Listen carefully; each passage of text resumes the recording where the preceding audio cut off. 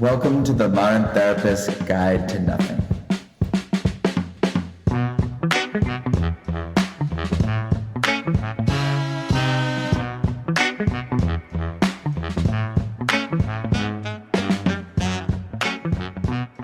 Hey, what's up, everybody? This is Dave. I'm here with Greg, and we are two very unconventional therapists, I would say, Yeah, I would say so, to say the least. to say the least. And is that a compliment? I don't know. It all depends on how you look at it, I guess. Yeah. So Greg, how are you doing today? I'm doing great. I was able to do a ton of research on this, I knew it.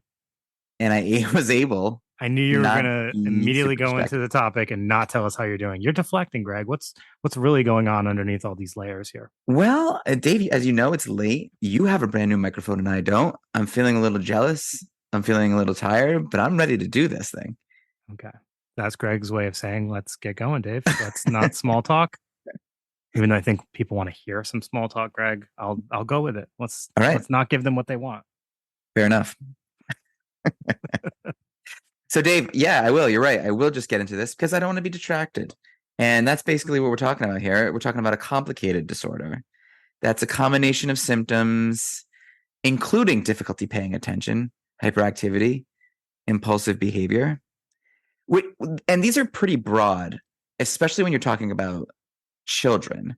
So we're talking about symptoms that we all have in our life. They happen to all of us, but what's the intensity and the severity of them? That's kind of like what's important here. Like the way you would think about depression, like everyone gets sad sometimes, but it's when it gets intense and severe and lasts longer than you would want it to, and gets in the way of your life, and it becomes a problem. So we're talking about attention deficit hyperactivity disorder, which is a topic that people have been clamoring about. AKA ADHD. AKA better known as ADHD. Yeah. And this is something that historically, I think when you think of this, you think of children, right, Dave? It's Yes. the kind of thing that kids have. But we know a lot more now that this thing follows you as you get older. It can follow you into adulthood. It could develop in adulthood. Now, I'm not sure if it can exactly develop in adulthood, but it can be noticed in adulthood, right? Yeah, I tend to think it was probably glossed over, Mm. maybe explained in a different way, incorrectly, or just not noticed. Yeah, we can talk about all the ways that this kind of gets swept under the rug. But it can cause a lot of issues for you in your work, your school, relationships. Mhm. I mean, as a kid, especially school and making friends and social situations, and even in the household, right? Yeah. And then, as you get older, of course, it gets more complicated, just like being an adult is more complicated. And the symptoms themselves can become more complicated and harder to understand. Yeah. One thing that was still is hard for people to keep up with is the terms that we use for ADHD.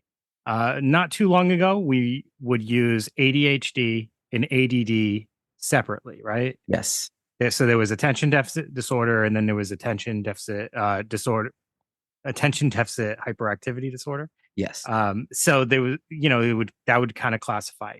Today, we use both, and we'll explain how we categorize those. It's still identifying the same people. It's one label instead of having to separate into two different groups for no reason. Previously, though, this was known as hyperkinetic reaction of childhood. Wow. That is a very long name. Yeah. And strange.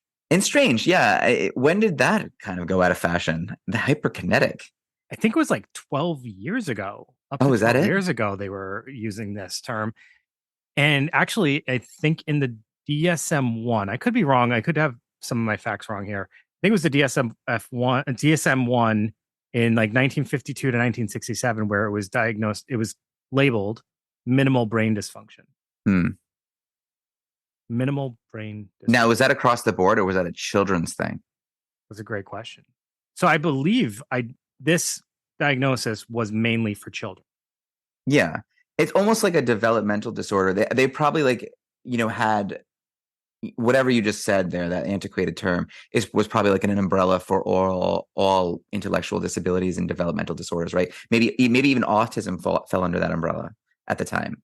because we're going to see that those are pretty, I mean, those overlap a lot, autism and ADHD. In all honesty, a lot of the symptoms in ADHD are present in a lot of other diagnoses, and that's what can make so much of all of this so hard to detect and to figure out. So, again, we'll get to this later, but like there does have to be a lot of assessment that's done prior to just slapping a label on a kid Yeah. or an adult, I guess. And there really has to be a reason to do so, I think. That's the thing, right? There's no reason, right? That's the idea, because I think there's two schools of thought here. There's the diagnostic inflation school of thought where people think, hey, we're just diagnosing kids for being kids. And that we're trying not to do that here, because then it falls into this thing where it's like, oh, this kid's just, it's a laziness thing, or it's a behavioral thing.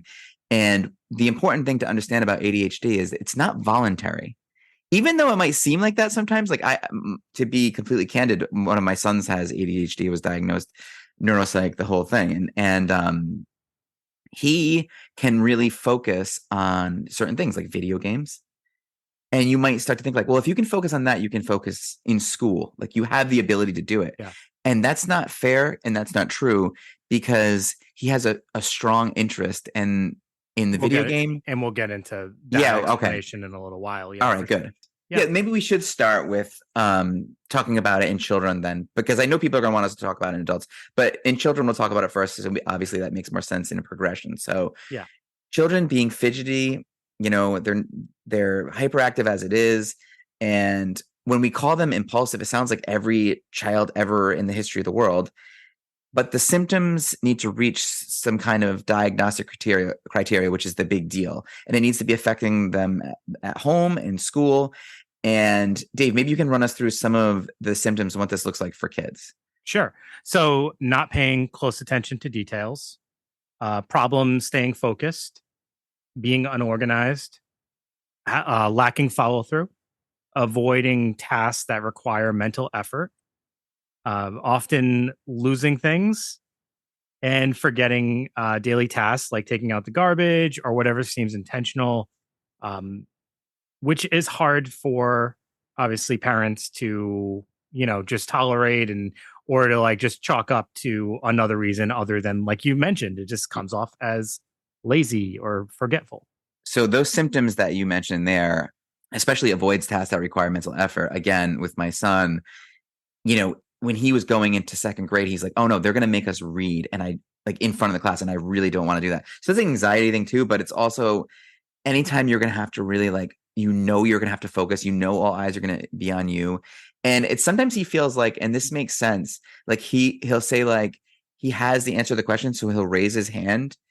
And when it takes the teacher a while to get there, by the time it gets to him, he has no idea what he was going to say. Yeah. And also those symptoms that you mentioned, those kind of fall into more of the inattentive type, yes. right? Yeah. It's that would have been like ADD in the past. Mm-hmm. Yeah. Okay. So for hyperactive or impulsive type, we would see a lot of like fidgeting, just like, not able to like control their hands or their feet, they're tapping, or like you see the knee shaking up and down. Yeah. So running or climbing when it's not appropriate. Of course. And you can picture this, Dave. I know you don't have kids yet, but when your kid's in the grocery store and they just book it, or anytime where it seems like very inappropriate, it's almost like sacred. They are doing things they shouldn't be doing. And yes, I did have a story. Okay. I won't tell that story. Dave's brushing me aside. So, I mean, reach out to us for it. Also, like they're always on the go. Maybe they're talking too much, blurting out answers, interrupting, difficulty waiting their turn.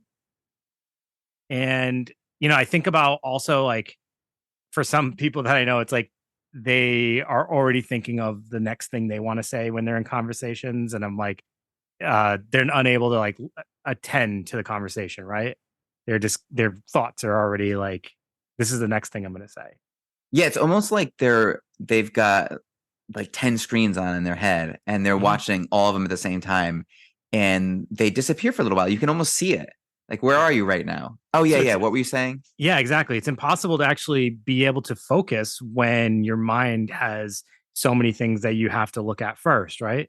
Yeah, sometimes I worry that that might be me. Dave, like you must have had this happen sometimes where you walk into a room and you're like, why did I come in here? Or you have like so many things going on that you kind of lose that focus of what the thing that you were trying to pay attention to. That happens to me quite a bit because I am very much in my head all the Yeah. time. Like I am always thinking about stuff or planning things or yeah, yeah, What about the one where you're driving and then all like for just a second you're like, wait, where am I going?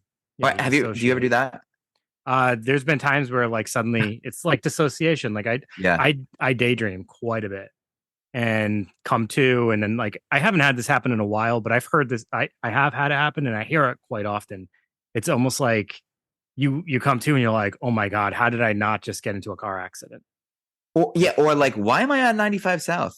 yeah, You know? I sometimes will go like have gaps or I don't remember the last 10 minutes of driving. All right. Do you want to talk about some of the causes, the potential causes for this? Sure. All right. So as much as you can like look into it, we have not been able to explain specifically the cause of this. It seems like it's linked to genes, but whenever something feels like it's genetic or hereditary, I think that it's just as easily you can make the argument that it's linked to the environment, right? Like it could be happening inside the household. And there's this psychologist who I see on social media all the time. I don't know if he's got my algorithm, but he's just this really sweet old man, wears a lot of beads, very like hippy dippy, but I mean honestly, he makes a lot of sense. And he claims, and I don't know how people are going to take this because it's sort of a polarizing view because he doesn't think that it's a disorder at all. He doesn't think Wait, you watch someone who has a polarizing view? I don't believe that. yeah. That's all you do. I like to hear people out. I do. I Oh, do. geez. But Dave, honestly, I think you're gonna kind of like this because it does make sense. And we I'm gonna talked about intentionally not like it just because you told me, and you then I'm can't, you're gonna not gonna like be it. able to. Oh, it's gonna be So he argues that it's so like I said, it's not inherited, it's not a disorder at all. He says that it's a coping strategy. And if he were to stress you out as a baby, then your options are very limited. So most likely what you're going to be able to do as a child is tune out. Like it's like especially the younger you are, if you like you're an infant to like 3, 4 years old, that's pretty much your only options. And we're not talking about like a Billy Milligan or a super traumatic event. We're just talking about parents trying their best and they're stressed. And so if your parents are stressed, the child's stressed. So you're gonna learn this behavior as a child to tune out. And 10 years later, when you're in school and things begin to be stressful, you're learning new things, you're designed to tune out. So it really lends itself to the idea that we're reflections of the way we were treated as a child. And again, Dave, I'm not talking about like trauma here yeah, because because I mean, when I think of tuning out in certain situations, I do often go to that. Like, are we talking about dissociation at this point? Are we talking about literally being able to go somewhere else in your mind because what you're facing is too hard to face? no, I think that's a good question because we're talking about maybe in terms you can understand, PVD, Mr. Horror, is it's the difference between creepiness and horror or terror, right? So it's not to the point of dissociation, but it is to the point of inattention. Like I need to avoid this or not pay attention to it because it's stressing me out. I So can do anytime that. things become a little bit Yeah, stressful, you kind of tune out a little yeah, bit. I can definitely do that Yeah, I mean, you really learn that as a well. child, and of course, you learn that as a child. It follows you into adulthood. It worked as a baby, but it doesn't do as well for you in adulthood. So that kind So of I'm struggling with this idea because to me it taps into that fight, flight, or freeze, yep, and it's almost like a version of freezing, and that's kind of a survival skill. So or we're a coping going strategy. into yeah, exactly. Yeah, Same difference, right? same diff. Same diff. So we're talking about a part of the brain that I didn't really associate with ADHD. We're talking Yeah, about like the amygdala. yeah, which is interesting. Hmm. It's a thought. It is a thought. I mean, it's fair, right? It's it tracks. It makes sense, and it kind of makes sense that why this would follow you to an adulthood. And we'll talk about this a little bit because ADHD does happen to adults. It happens. It's becoming pretty prevalent. Most of the time, adults are unaware that they have it, but it can manifest in a million different ways. Even if you go on TikTok, I don't know if you have TikTok, but they are talking a lot about it. That's You know, clear algorithm. you're forgetting plans, your impulse control, mood swings, procrastination is a huge one. Feeling stuck, avoiding a task. Even like when we're in graduate school, Dave, like if there's I don't know if you were the same way, but an exam's coming up, I avoid it until it's an emergency. And that would be a symptom. So that was actually something that I had to work on pretty significantly. And that's been like my entire academic career Yeah. is procrastination and telling myself that I do better when I procrastinate. Like I to the point where I like would pride myself on it. Like, oh, I wait till the last minute, I get it done the night of, and I do really good because I work well under that pressure. I need that pressure. You know what? Part of it is I did need that pressure. Something I'm actually coming to terms with is I haven't been formally diagnosed. I'm 90% positive I have ADHD. Dave, I wasn't gonna say it, but I think I am too. Or are we just falling into No, this? I've like given this like actual thought like prior to this podcast, like to the point where like it has like I think about so many of the symptoms that are part of this, and even like to the point of like esteem in like areas that I probably shouldn't have such low self-esteem, like academics, and Mm, like how so much of that had to do with my inability to like initiate tasks on time and to be able to keep up with work because of that lack of motivation because it just wasn't as interesting or I just couldn't find that motivation, which is a big thing for it. And also just I couldn't focus. I definitely was not hyperactive. So to me, it would easily have looked like not ADD because, or we say it, like it was inattentive for sure. yeah, I yeah. was constantly daydreaming. Dave, Anytime I that's actually super helpful to get this take in, because I was hoping to get like a personal, like how this affects me. And I think getting it from you, that's really helpful. So why don't you tell us a little bit more about like symptoms that can arise? And you told us about the kids. Like what are the symptoms that can happen Mhm. with adults, Impulsiveness for which is sure. dangerous? Yep. Disorganization again. Problems focusing on tasks, easily frustrated, poor planning, temper, mood swings, unemployment, alcohol or substance use, poor self esteem, legal and financial problems, frequent car accidents, and the last one could be suicide Which I mean, over something so treatable, right? treatable. And I think part of it is like society has such a chokehold on the idea that we need to be focused. And you hear a lot about ADHD as an executive function disorder, which you know is for executive function. It's like that's us being able to engage the front part of our brain, the thinking part of our brain, the analytical part of our brain, the part of our brain that allows us to focus, the part of our brain that allows us to have impulse control. So this part of us, or part of people with ADHD, is malfunctioning, or I mean, it's hard to say that way. It's just functioning in a way that doesn't fit in the way we live our lives right now in society, in this hyper focused society that we live in. Yeah. So, as we've kind of alluded to a few times, motivation is Yeah, a big issue for ADHD. And part of that is because the levels of dopamine differ in people with ADHD.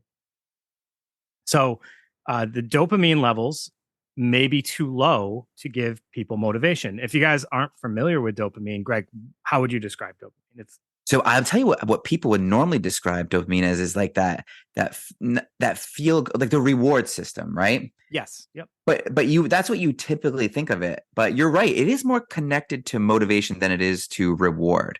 Well, I think yeah, exactly. It's about stuff feeling good. Like it's about what piques our interest. So like if we're supposed to do something for someone who has ADHD, it's almost feels impossible to do that thing. It's there's no reason to do it. There's no desire. It's like the hardest thing to do in the world. But on another day, that exact task, for whatever reason, might be super accessible. It Yeah, might that's strange. be And very easily done. it could be just that off balance levels of dopamine. Well, that's it. Like that day, they might just have, and however the brain is, getting that dopamine, it's like that might be just be different that day. And that causes inconsistency. And that causes difficulty for other people seeing that person if they don't understand ADHD, right? It's like, Right. why could you do that today, but you couldn't do that yesterday or any other day this week? So it's really hard for people to kind of understand it. It's not so like they're not willingly doing it this day and willingly not doing it another day. So yeah, because the way dopamine works, it's like the anticipation of something feeling good. It's not the thing that's feeling good. So if a drug addict gets their dopamine, they don't get the dopamine when they inject the drugs into their body. Right. They get the dopamine before. They get the dopamine is what's making them go to the dealer and do this weird thing and sell their couch or whatever the hell it is that you need to do to get the drugs. That's what the dopamine is doing. Yeah, exactly. And the thing that important for people to understand is it doesn't matter how important this task is. The importance of the task means very little. So things that might matter more is how interesting the task might be to the Mm-hmm. person. If it's like challenging or competitive, they might be more like able to do it. If it's taps into some kind of like new or creative side of the person, or if there's like urgency. Yeah. So, like back to what I was saying about myself, it was really hard for me to initiate tasks, schoolwork related especially, until it was urgent and I had to do it. So, like my procrastination was like I'm not able to get myself to. I would like sometimes I'd be like, no, I'm going to do start this a couple of days early, and Yeah. just no, just never get it done. And then that very like last day, it was like, oh my god, I only have 3 hours if I want to get some sleep before school tomorrow to get this done. And I would do it. I would get it done. And then I would tell myself, and you know what that would cause for me? Anxiety. When that was done, the most dopamine Oh yeah. moment of my life. Like Yeah. that was the best feeling. Like, oh yeah, finished it, and now I can Submit. go to bed. Yep, Yeah. submit, and hope to God there's no like issue with the the online like system sending it in or something like that, because then that's a whole nother stressor, and I have no time to get that fixed. Like literally going to the minute of the deadline, it gave me that dopamine that I was looking for. Like I said, I did actually put significant effort in during grad school to work on this for myself. And how to work And out. good. Really? Actually really good. I that final year of grad school, I really did start to get the knack of it. I started to set minor goals for myself. I started to say like by this day I want to get this much done. Breaking things into chunks was so helpful for me, and this is something I preach to everyone that I talk to that has ADHD. I was so all or nothing before, and breaking things into tasks and letting myself get those small rewards was super helpful. So I would like tell myself how much like would be what's the minimum I can get done today that would feel good, and that would be a helpful for me. And then the next day, kind of set myself up with that same expectation. Yeah, like creating small, obtainable little goals Yeah. is a lot. And, obviously it's a better way to do it, even in any part of your life, even like cleaning your house. Like, I'm just going to clean the bathroom today, or laundry. I'm just going to do this, or whatever it is, breaking it up into little manageable tasks instead of looking at it as a whole. Yeah. And that's basically why, and we're going to get into this. This is basically why ADHD is so stressful, because you look at things as a whole, because you're not focused, you're unfocused. Yes. I wanted to just give a really quick example of some of this, what I'm talking about, this like motivation and dopamine. I started a few years back, I started working with this female teenage patient, and she's made so much progress over the years. But when I first met her, she was not doing anything. She was like, her room was a disaster. Her mom had chores that she had set out for her with clear expectations, Nothing's getting done. Mom was like up in arms. She was like, the daughter was just like, I don't know why. I just can't do it. I can't clean my room. I can't, do the dishes I'm supposed to do. I can't even take the trash out. One night, it was like a winter night, and I'm doing a session with her, and her mom hops on and she goes, could you believe she went to the neighbor's house and shoveled their driveway, came back and didn't shovel ours, and still hasn't done it since, like, whatever time it was, hours had gone by. You know why she shoveled the other person's driveway and not hers? No. Dopamine. Yeah. That feeling of, like, I can do this for my older neighbor who needs the help, and that's makes me feel good. And like, oh, they're gonna be, and like, obviously the woman was super thankful, and it was like, it was it was new. It was like, there was motivation behind it because she knew, like, what was gonna, like, it was gonna be very gratifying and it was gonna feel good. She knew if she did her own, her mom's gonna be like, good. Whoopity do. Yeah, Whoopity but no, do. but You did what you're that's supposed to something you do. see with adults in ADHD. You do see that where it's, say you have this, say you're Dave and you have this task and it's that paper is like looming over your head, or that deadline for work, or that, progress note you didn't fill out is looming over your head. You'll avoid that, but you'll like do something that's equally hard or close to it, like clean the bathroom. Like I clean the bathroom, so I don't feel as bad about not doing that. I got some other things done. So I like doing other tasks, and it's still a form of avoidance. Right. Right? I mean, Right. there's something strange about that, but Yeah, that is a common thing. yeah, there's that, and then there's the other people who literally just start something, look over there and see that, and then they start a new task completely and never go Mhm. back to the other task. Like, those two things are like reasons why I feel like a lot of people struggle who have this with, like, actually getting the things they intended to do. And then when you don't get it done, it causes, this is what I'm talking about with the low self-esteem. When you don't get the things done, you start to feel like, what's wrong with me? Why can't I do it? Or I'm useless. Or like, I can never make people happy. I can't, I'm letting my family down, or I'm letting my parents down. Think about all the negative talks that happens because you feel like you can't do certain things. And do you wanna know why you're feeling that way? Because at a young age, we were taught focus is so important. Zoom in. So we're like, "Oh no, I did this one bad thing, and now my family's upset with me," or "I'm a loser because I can't get this task done," or I'm not a great student because I never get this work done." But what we're not doing, what we've lost the ability of, and what's honestly, in my opinion, more important, is that ability to zoom out and see the bigger picture. Now think about, Dave, when we're talking about depression and everything like that, people are zoomed in on these certain negative aspects about themselves. They get stuck on these one little thoughts. But the way we try to fix that, I'm not worth it, I'm no good, I'm hopeless. How we fix that is we zoom out and we say, let's challenge that a little bit. Let's take a bigger picture view of that. And this is just something that I thought, when researching this, is so interesting. We're so focused on focus, right? Right. Right. But why is focus so good? See, I kind of like thinking about the ways that focus isn't good at all. And there is this idea that if you focus too much, you have prefrontal depletion. Think about, Dave, you're driving along in a snowstorm or a rainstorm, whatever it is, and you have your fingers gripped around this, you're white knuckling it, right? Exhausted. And you're using that focus. Yeah. You have to focus so hard. And by the time you get home, you're completely depleted. Yes. And when you deplete your brain of, the prefrontal area, you lose your ability to care. So when you're unfocused, you have more of the ability to be empathetic. So also when you're so focused, you miss things around you. You don't see the big picture. You're less creative, right? So yeah, when you're focusing all the time, you're this person that you're good at completing tasks.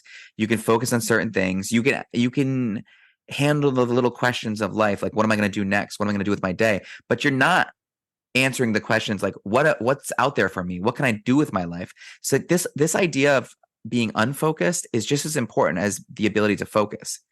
And I think people are afraid of the unfocused part because it's overwhelming. You're taking everything in.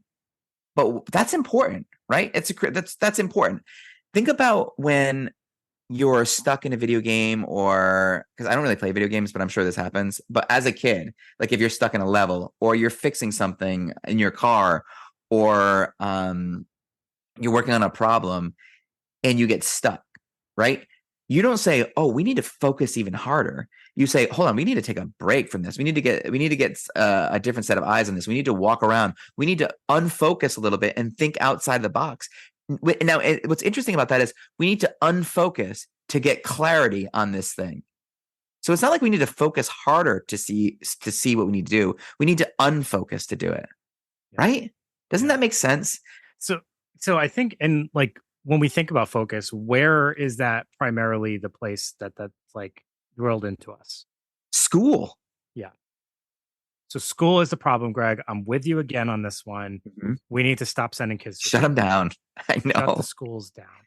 Well, we're They telling kids that it's, not when they're kids, they're seeing the whole world. They're seeing like the big picture. They have all these great imaginations, and we're telling them, no, that's not bad. That's not good. That's bad. What you need to do is you need to focus on one little thing, and that's not good for them as they get older. And then when you're an adult and you find that like your brain's wanting to wander, you're wanting to be creative, you almost feel guilty about it because that's what you're conditioned that you should be focusing all the time. And that's not how we should be living our lives. So I can already picture arguments happening about this concept that you're Okay, I'm telling sure. us, and I just want to kind of balance it. So I think one of the things that is important is time and place.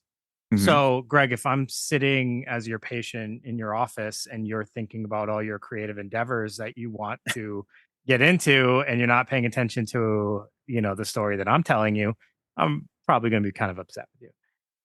You know But what? That makes sense. yes, but there are places where we don't need to be so focused, and we should be able to let our minds wander and be able to explore our creativity and not stress ourselves out. So, time and place. What I think happens with school is we basically set a very long duration of time, and throughout the entire time that they're in that school building for that day, it's drilled to them to focus, focus, focus. And we're kind of not taking into consideration a lot of what you're saying here with like how exhausting it can be to focus all day. Or what if you're just really not good at focus? How does that make you feel when you can't do it and you're being told focus? Like Mm. we're not taking a lot of that stuff into consideration. How do they make learning for people with ADHD more accessible, more realistic? Or how about focusing on so everything's on a spectrum. So some people are going to be more focus driven and some people are going to be more unfocused and more like whimsical and that's not, think about it in terms of like your unconscious brain versus your conscious mind. Like obviously the conscious focused analytical part of your brain is very important, but the rest of it's pretty important too. Yeah. So I think finding the balance and not having this stigma around having moments in your life when you're unfocused, because I think that's when the best ideas happen. But You don't have the philosophy is the devil, so we can't get into that, right? Isn't that what the Puritans yeah. would say? Yeah. Oh, look, I heard this story where there, even in business, right? And I'm probably getting the dates wrong, and I'm not even going to say them, but maybe even the products wrong. But some person was coming up with the word processor, like an electric version of it, and they were so focused on getting this right and so focused on nailing everything down. And when they finally got it done, someone had come out with the PC. So it's like you're so focused that's great. Look what you were able to accomplish. But if you had the ability to unfocus a little bit, you would have seen that you're already obsolete. So they're both important concepts, and I think that like allowing room for both is a good idea. So let's get back on track here. Okay. Focus, Greg. Focus. Focus. All right. So memory, and we've talked about this a little bit. So some people with ADHD can realize that they have a great long-term memory. They can remember what they got for Christmas when they were 5 years old, and they can remember the lyrics to every rap song, maybe like you, Dave. Um, but then, like we were talking about, you and I, they can wonder why we came to the kitchen or where we're going, or what, like my son, like why he's raising his hand, he doesn't even remember anymore. Yeah. So that probably has a lot to do with all those things you're trying to think of at the same time. Yes. Yeah. It's funny because like I'm so guilty of calling people in my lives who I see this happen with. Like I'll say they're like, "Oh, you're so scattered." Like, "Oh, you're a hot mess." But like I also am one too, so I feel like I say it from a place of like also sort of understanding where it's coming from. But it's exactly that though. Like you're thinking of 20 different things, and then so here's another thing, and I don't know if this is something that people can relate to. Do you ever like do you really is I wonder if this is kind of like a response to ADHD in our minds. Like sometimes I'm just so worried I'm going to forget something because I feel like I always forget things. So like I get scared, like I'm going to forget this idea or I'm going to forget this task that I have to do. It's almost like like if someone says, "Hey, can you remember this number for me?" And you're like, "Oh my god, like I got You're to like, remember this no. I number," just you just say no. and you But just keep Dave, saying it in your head. But like I get that with like ideas sometimes, or I get that with anything. It could be that's anything. why I write everything down now, and that's why you kind of give me a hard time. But that's why I write so many notes because I know that I'm going to come up with ideas and I'm going to say them, and I'm going to want to say them. But if I don't write them down, I think that I'll get on and I'll just be like, I don't even know like what we're talking about here. Like I'm afraid that will happen. Yeah. And once we get interested, or once like the ball starts rolling and we're getting fired up about something, I don't need that anymore. Right. That's what I always tell you. Mm, So, talking about treatments, yeah. Greg, what are some of the treatments for this? Well, I mean, obviously stimulants, that's the one You're we hear always about. pushing those on us, Greg. So that's the thing. Like, I don't feel. Let me ask you a hard question. What do you think is an appropriate age range where you start leaning into meds for kids who are exhibiting signs of this? All right. So I was going to make a joke, but I won't because it's not helpful in this question. Uh, so honestly, it does depend. I was surprised at. Let me just actually clarify what I'm about to say. So I always thought maybe it'd be a little older, and then I met a few very very young patients who I could tell were very good kids, struggling significantly with behavior, actively acknowledging that they could not focus, they could not pay attention, they couldn't sit still. And I watched them take meds and I watched them transform. And I said, that kid needed the medication. And Yeah. that I was mean, that. I'm just like I'm like I don't But know. I'm on the fence with. I don't think as many kids need it. I think there are other things we could try. Yeah. Always, right? It's tough though. It is tough when you see a kid um that displays significant ADHD symptoms. It does make you kind of second guess your stance on it. Well, here's the thing that's tough. If you are going to make changes in a kid's life or even adult's life when it comes to ADHD, there's going to have to be some strategies we put into place. There's going to have to be some external things, especially the parents are going to have to get on board. Parents are going to have to help. And is the ideas and the interventions make a place for, are they going to be followed through when they go home? That's something you got to figure out. And that's what makes it So, difficult. and you're exactly right, Greg. And that is why so much of like treatment involves parenting, Mhm. coaching with the parents, right?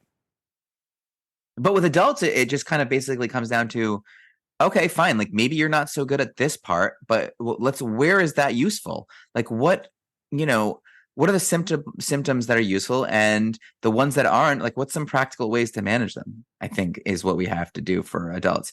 I think it's very treatable. Just like a Yeah. lot of things we talk about I here. mean, just to clarify what you said, because I don't know that that captured what you're trying to say as well.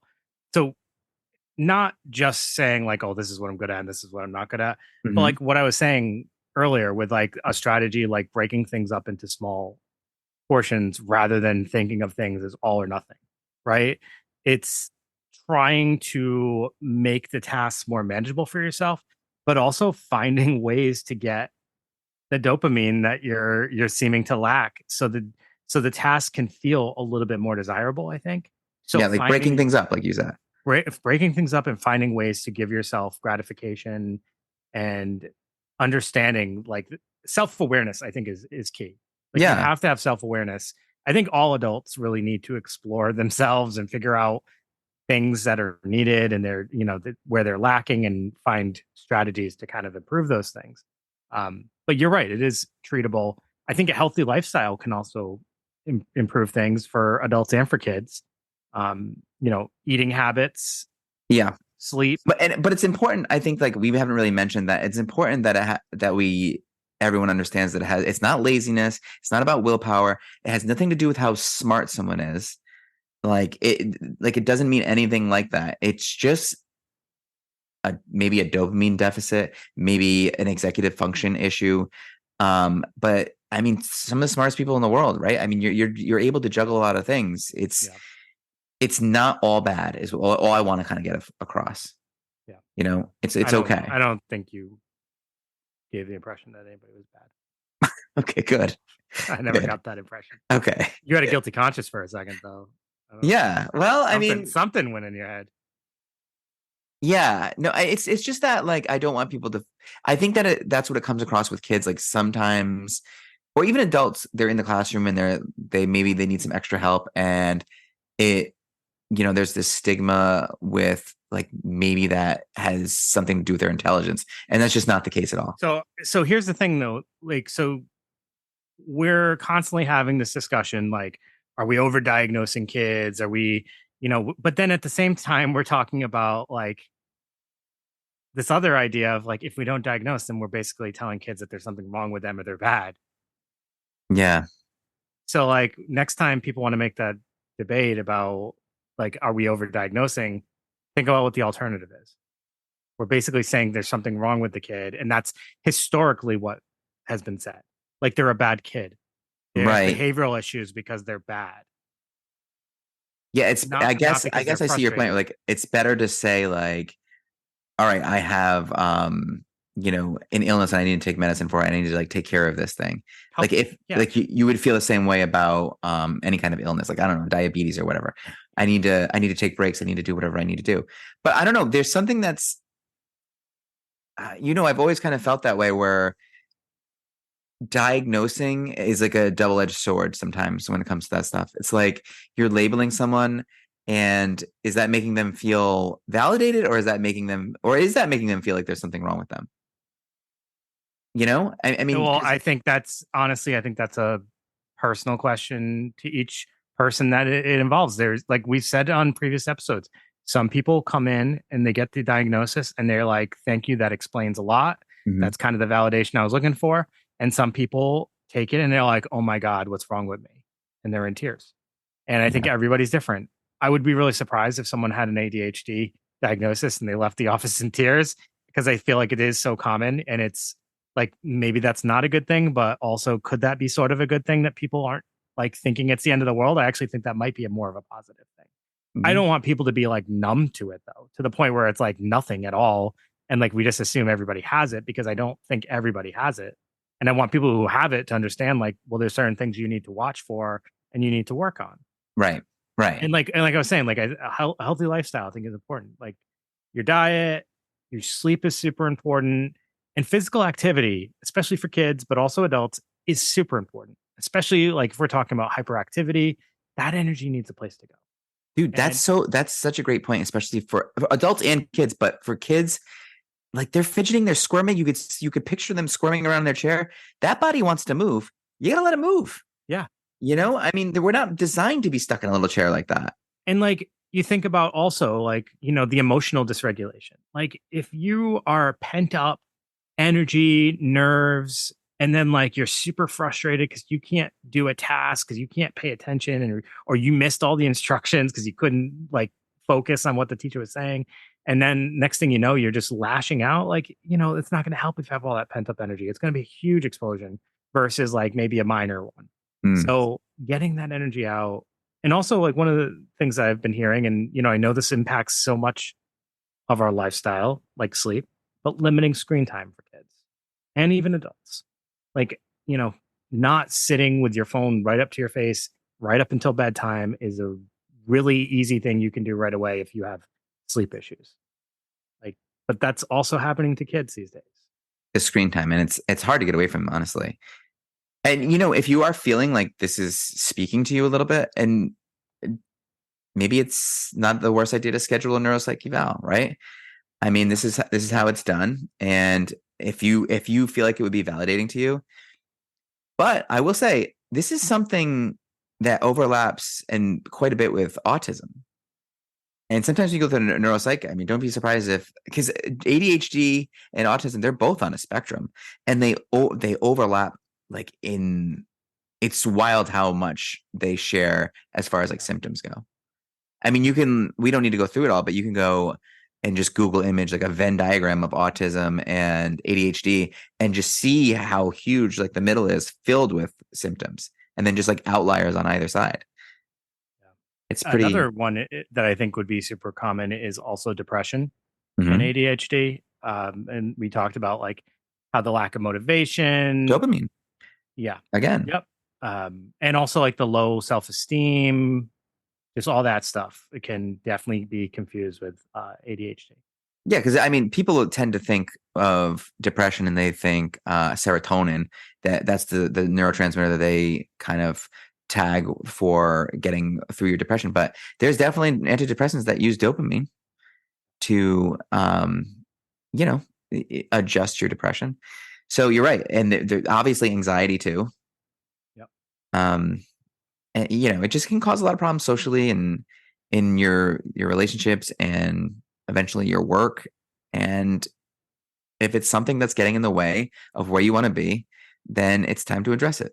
Yeah. And what's interesting about this, Dave, is we've kind of talked about this, and again, this is another disorder that we talked about without using the DSM. Yeah. Well, there's a reason for that. The Why is DSM that? criteria is 18 Oh, it's 18 huge. items long. It is a very long criteria, and people can so like, but I was actually wanting to just kind of get into that briefly, not actually get into the DSM criteria because it's super long and it's pretty much all the symptoms we've already mentioned. Um, Along with them also causing impairment in a person's daily functioning, which is almost always like part of the criteria, right? Hmm. So, but another thing, along with like going through the DSM, if you're going to assess a kid for ADHD, the first thing you really want to do though is get all the medical evals to make sure there's not another explanation for the things you're seeing, including hearing tests and eyesight tests. Mm. A hearing test, it helps you understand, are they not able to hear instructions? Is that why they're having such a difficult time keeping up with their work? Are they not able to hear you and they're not just ignoring you or distracted or daydreaming, but they actually can't hear you as well? So Hmm. like you want to always rule out medical first, but then there's like assessments that can be done, evaluations, which involve not just the kid or the child or the adult, but like they also involve the parents and the teachers. And there's like all these assessment areas that they look at and they can kind of check off or, rate how the kid performs in those areas.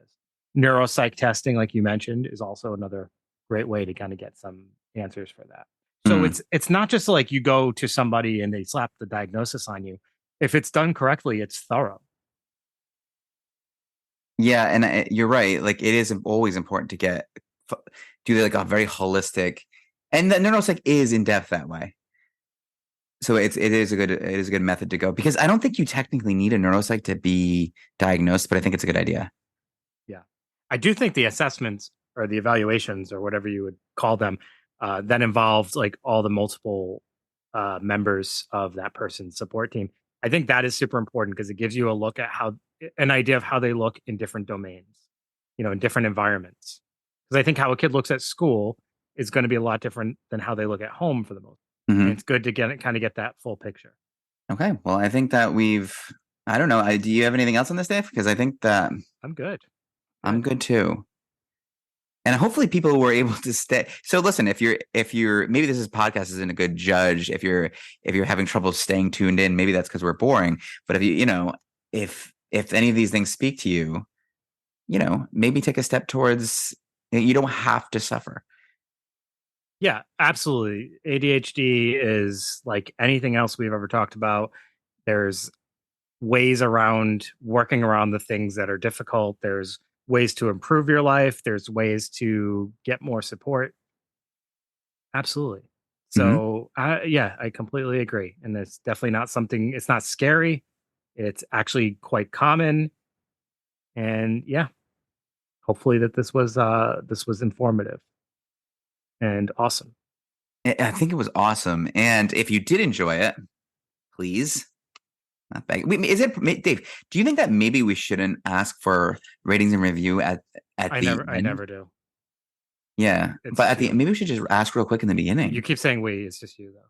Yeah, I do. You're the one who asks, and it's not working. It's not working. Thank you everybody for tuning in. We'll be back next week with a great episode to bring to you and for you to share with all your family and friends or your pets. Yeah. Whoever else is important in your life, Why not? Whoever. Why not? With strangers, you could actually, what a great way to meet a person is to have a little icebreaker. What you do is you hand them one of your headphones and you say, hey, take a listen to this. It's my first date. It's my new favorite podcast. Yeah. It will be your new favorite podcast if you listen to the right movie one. Garden State. It'll change your life. Is that what you're trying to say? She gives him the headphone and then he listens. He goes, The Shins, right? Yeah, The Shins. Great song. Yeah. So yeah. You know what? Can I be honest with you? Not a great movie. I love that movie. Really? Oh, absolutely. Love Garden State. That movie spoke to me and I watched it probably 50 times. I just feel like everything was so supposed to be. Okay. Blah. It's your 20s, man. That's what your 20s are like. Disaffected. Quarter life crisis. That's what that is. Disaffected. But no one gives a shit like that you're having a quarter life crisis. No, you're 20. But like nothing to complain about. But I mean, this is just a little added bonus. If you guys are like tune out, it's fine. But like that's that idea that like it is a scary time where you're not a kid anymore, and now it's time to be doing something. Like you should be doing something with your life. You really feel that way pretty strongly. It's like that shift from people always told me what my meaning of life is, and now I no longer have people telling me what it is. I have to figure it out. Yeah, I have to live my life for how I want it, as opposed to how people have wanted me to live it. Also, in childhood, you have this sort of built-in value. You're valuable as a baby. You're valuable as a little kid. And then you reach this age where it's now you have to create your value. You're not just like automatically valuable. Yeah. And also like you go through high school and whatever with this idea that like what it's going to be like when you achieve this thing. And then you realize that it probably didn't feel that way. It probably felt way less dopamine-ish, right? Sadly, that feeling really doesn't change much. Like even like I thought when we graduated, finally the last graduation, I would be like, finally I'm gonna feel like I'm done. I've done it. That doesn't work. No. Just like do you remember when you turned 21 and you felt like, oh man, now I'm just the youngest person at all the over 21 places? Yeah. And this kind of sucks too. And like that's also a realization. Like I'm going to places where I'm finally allowed in, but now I feel like I don't belong because I'm super young. And life is a series of like, what's next? Yes. And that's okay. That's totally okay as long as you have a what's next. Right. You got to have a what's next. Got to make your what's next, right? All right. That was just like now we've just kind of like full circled into The Alchemist, and I think that's where. Now we're gonna need you to tune back into episode 2. Yeah. All right. Thank you guys for listening. If you decide to hang out with us for a little bit longer, this is what it's like to hang out with us. Really boring. It's super boring, nerd-like stuff happening here, but it's all good. So, yeah. All right. I know I already said it, but have a great night. Have a great life. Enjoy your 20s. They're not as bad as you think they are. See you later.